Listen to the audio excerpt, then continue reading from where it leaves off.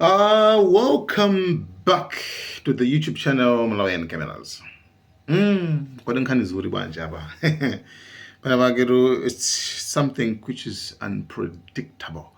Chinthu chimene sungachiloseri bwinobwino kuti zokhala bwanje. Anyway, so poyambirira tina fika dzulo timapeka timati zinthu zili ku. Lero boom. Anyway, pano maripoti kuchoka ku Fox News. Guys, ngati mufuna muzamve news imene imagwirizana kwambiri ndi America ndi Trump. Like news imene makhala 100%.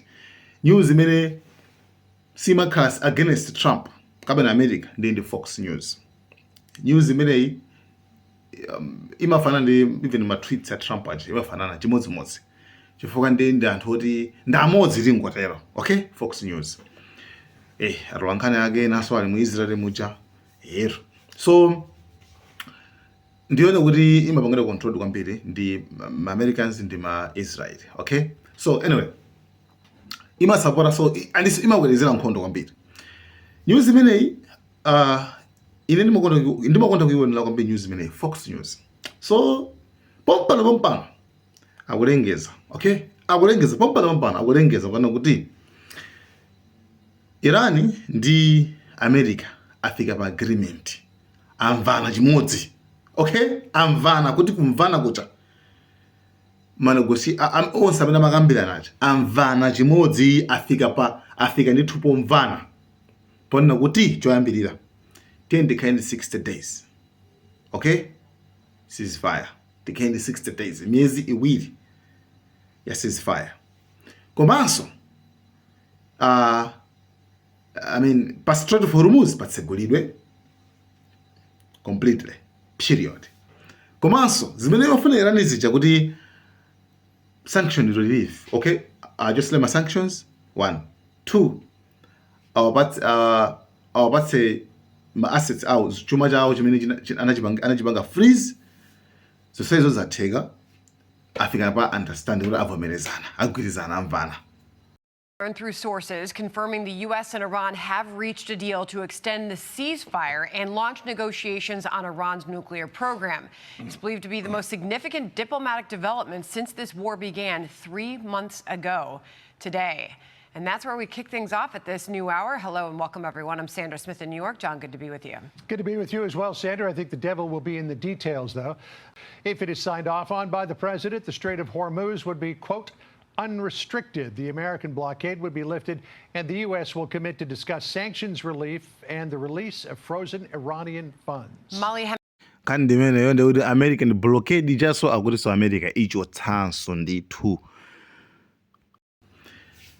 Okay. Kumbeko zimakhanga zimayenda kuti ncho wezi. Koma panazabwera uyu Netanyahu. Amene anazanena kuti kumalo pamene papa ndikuti pokapoka nkhani yakhoza ndi nuclear. Nuclear dust.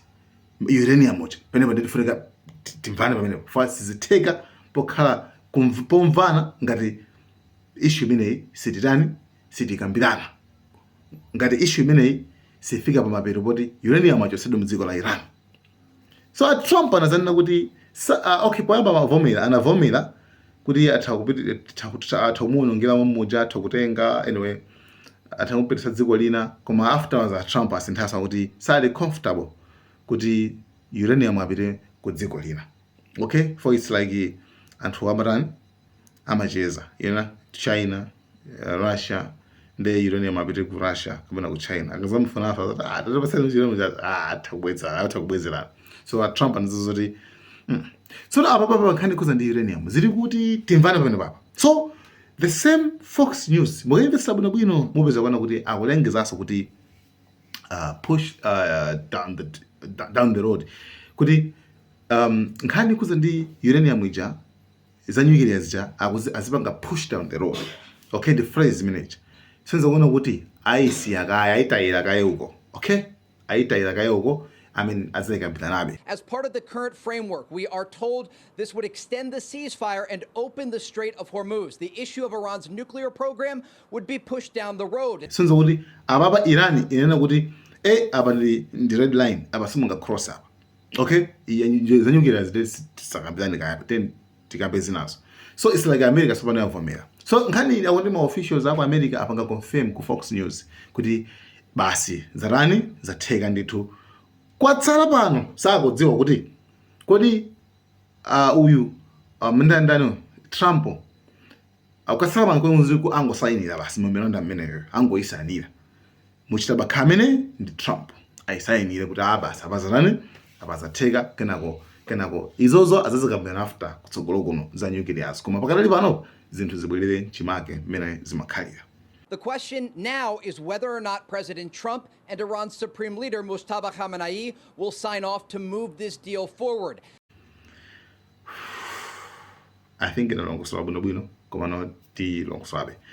So makomenti akhuzana ndi Russia, Ukraine ndikumaona ndithu anthu mukumayankhula yayi tatipangeni cover nkhani imeneyi yayi osadandaula imene ndithu tipanga cover titenga masources onse bwinobwino tiunjika pamodzi tikambirane chabu kuti panopa shift yakhangire ya center panopa focus kwambiri kulunjika ku nkhondo ya Iran ndi America. So tiyeni tikambirane tibwe sasa mene guys, thank you so much. Malawian cameras.